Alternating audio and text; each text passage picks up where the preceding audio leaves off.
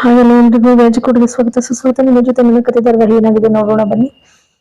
ಇಲ್ಲಿ ದೇವಿಯಾನಿ ಕೊಲ್ಲಬೇಕು ಅಂತಲೇ ಬಂದಿರ್ತಾಳೆ ಶಾರದಾ ರೂಮ್ಗೆ.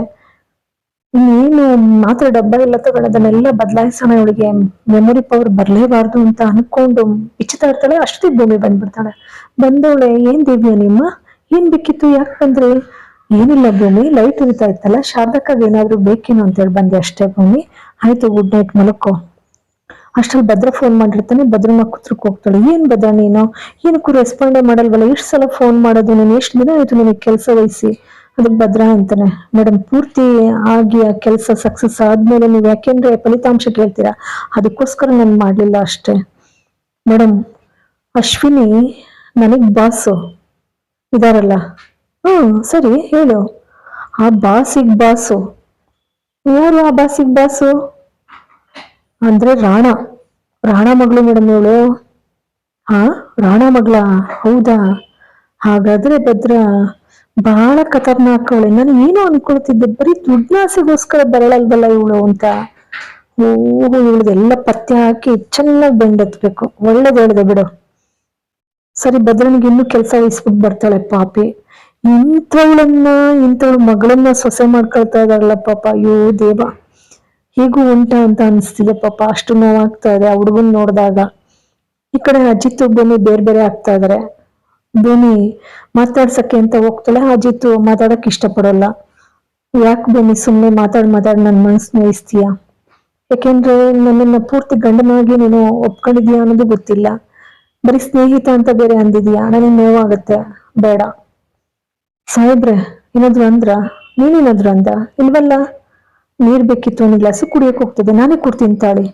ಇಷ್ಟು ದಿನ ನನ್ ಬೇಕು ಬೇಡಗಳೆಲ್ಲ ಗಮನಿಸಿದೀಯಾ?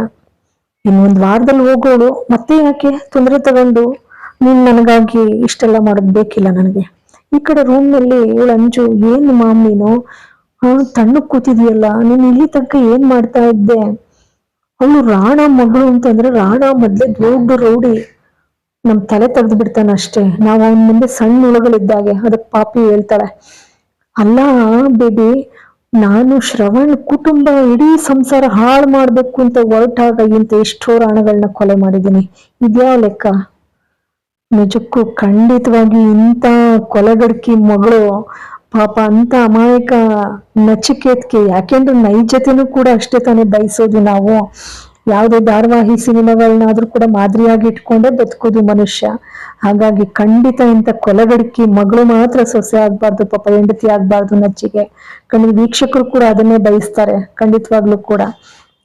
ಹಾಗಿದ್ದಾಗ ಚೆನ್ನಾಗಿ ಸಾಕ್ತಾ ಹೋಗ್ತದೆ, ವೀಕ್ಷಕ ಬಾಂಧವರಿಗೂ ಕೂಡ ಇಷ್ಟ ಆಗ್ತದೆ ನಿಜಕ್ಕೂ ಕೂಡ. ಇಲ್ಲಿ ಭೂಮಿ ಪಾಪ ಪರಿತಪಿಸ್ತಾ ಇರ್ತಾಳೆ, ಈಗೆಲ್ಲ ನಡ್ಕೋತಾರಲ್ಲ ಸಾಹೇಬ್ರು ಅಂತೇಳಿ. ಊಟದಾಗಲಿ ಎಲ್ಲ ಊಟಕ್ಕೆ ಕೂತಿರ್ತಾಳೆ. ಅಜಿತ್ ಎಂದಂತೆ ಅವಳಿಗೆ ಊಟ ತಿನ್ಸಕ್ ಹೋಗ್ತಾನೆ. ಒಂದಷ್ಟೊತ್ತು ಹಿಂದ್ ಮುಂದೆ ನೋಡ್ತಾಳೆ, ಆದ್ರೂ ಬಿಡೋದಿಲ್ಲ, ತಿನ್ಸ್ಕೊಳ್ತಾಳೆ. ತಿನ್ಸ್ಕೊಂಡ್ಮೇಲೆ ನಚ್ಚಿ, ಈಗೊಂದು ಬದಲಾವಣೆ ಆಗ್ಬೇಕು, ಅದಕ್ಕೆ ನೀವು ತಿನ್ಸಿಬ್ರೋಗೆ ತಿನ್ನಿಸ್ತಾರೆ. ಅಷ್ಟೇ ಇವಳು ಈ ಪಾಪಿ ದೇವಿಯಾನಿ ಮತ್ತೆ ಸಂಗೀತ ಅವ್ರು ಇರೋದಿಲ್ಲ. ಎಲ್ಲೋದು ಅಂತೇಳಿ ಅಜಿತ್ ಕೇಳಿದಾಗ ಅವಳ ಅಂಜು, ನಮ್ ಡೇಟ್ ಫಿಕ್ಸ್ ಮಾಡಕ್ ಹೋಗಿದ್ದಾರೆ ಅಂತ ಹೇಳ್ತಾಳೆ. ಅದಕ್ಕೆ ಅಜಿತ್ ಇದ್ದವನು ಅವ್ರು ಬರ್ತಾರಷ್ಟರಲ್ಲಿ, ಯಾವ ಡೇಟ್ ಫಿಕ್ಸ್ ಮಾಡಿದ್ರೆ?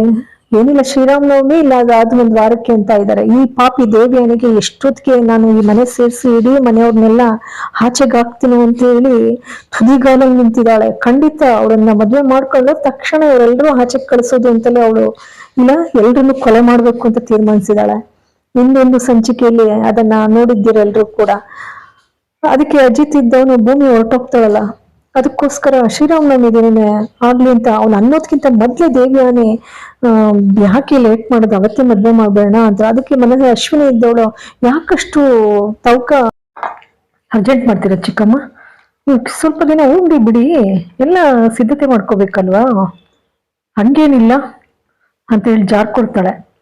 ಈ ಕಡೆ ಪಾಪ ಭೂಮಿ ಲಕ್ಷ್ಮೀಕನ್ ಬರಳಿರ್ತಾಳೆ. ಲಕ್ಷ್ಮೀಕನ್ ಬರಳು ಬಿಟ್ಟು ಡೈಲಿ ತನ್ನ ಮನಸ್ಸಿನ ಇರೋ ಪ್ರೀತಿ ಎಲ್ಲ ಅಜಿತ್ ಬಗ್ಗೆ ತೋಡ್ಕೊಂಡಿರ್ತಾಳೆ.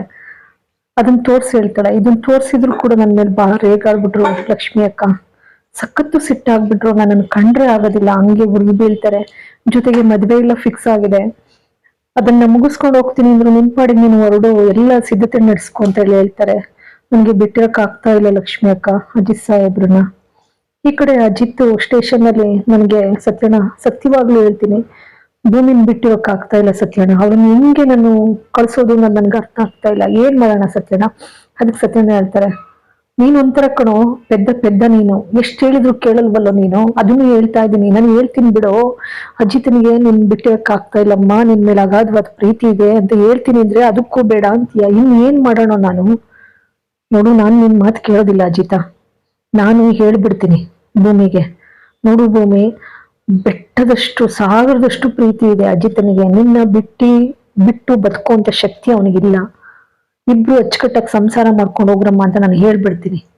ಇಲ್ಲಿಗೆ ಒಂದು ಸಂಚಿಕೆ ಮುಕ್ತಾಯವಾಗ್ತದೆ. ಎಲ್ರಿಗೂ ಕೂಡ ಅನಂತ ಧನ್ಯವಾದಗಳು.